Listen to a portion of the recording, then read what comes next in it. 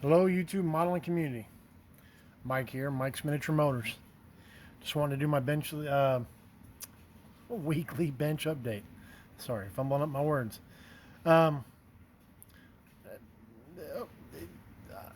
I started working on the pulled it. I finished up the SR71. Most of y'all saw the final on the egg plane build. Well, I had started this before the egg plane group build, so I picked it back up so I could finish it. The all I've done is I put a little putty in here to fill this seam. This back here should be here because that whole tail fin will move.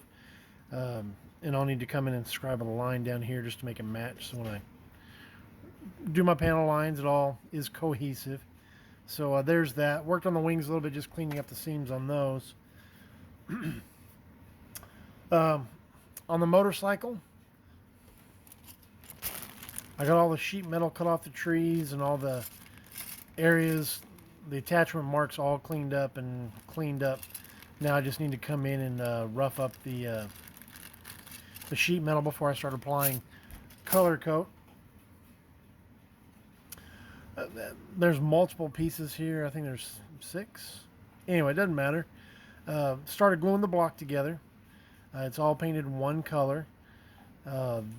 This is black and this is black underneath here.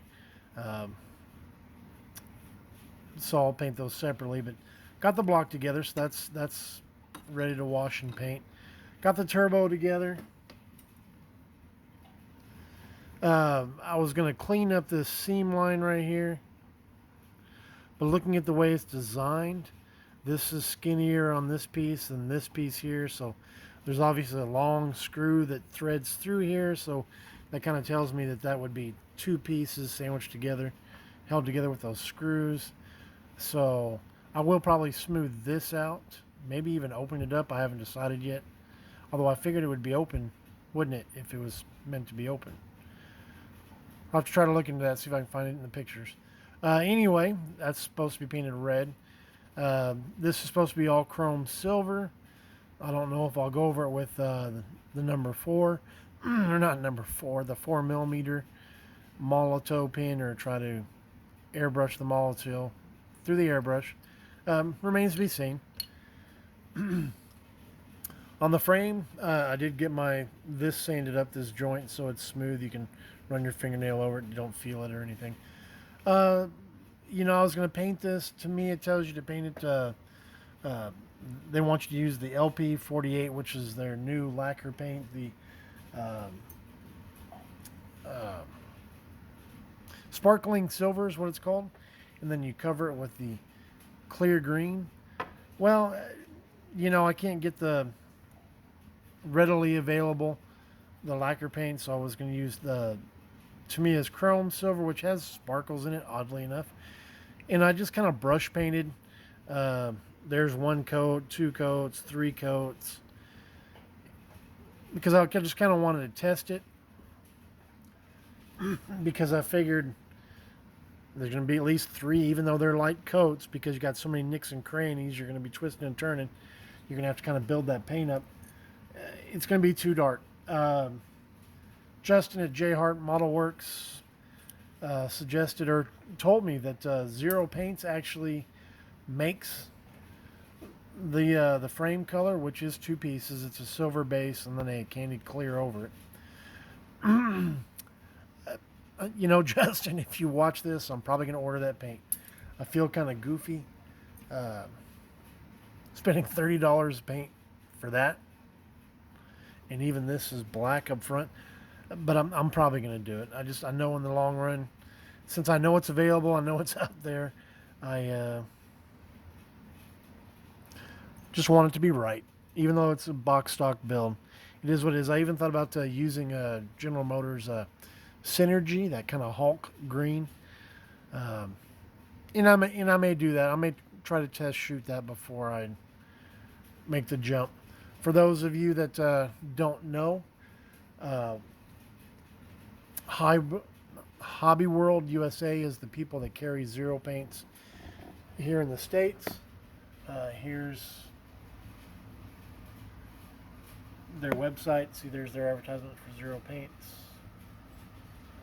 So you can go there and get Zero Paints. So, the Z. God, guys, I almost forgot about the Z. Really haven't done much to it.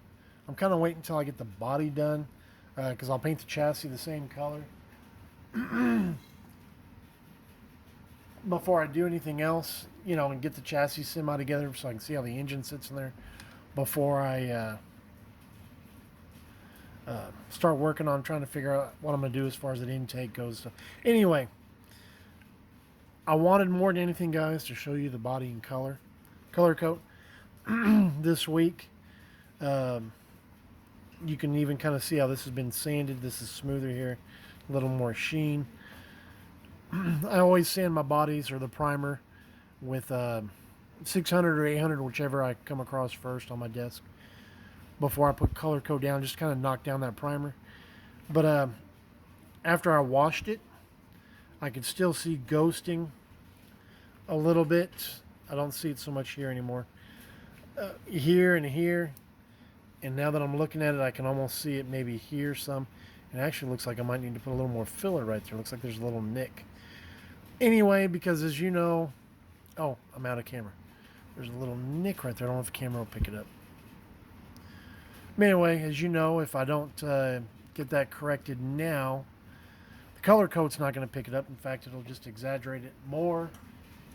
And then the clear will make it even more. So if the undercoat's not perfect, the top coat's not going to be any better. So that's kind of where the Z stands. I need to go to O'Reilly's and buy some more black primer. So anyway, guys, short and simple today. Hit a thumbs up if you like the video. Leave questions, comments. I always try to respond as quickly as I can. All right, guys, y'all take care. God bless, and we will see you Thursday. All right, bye-bye.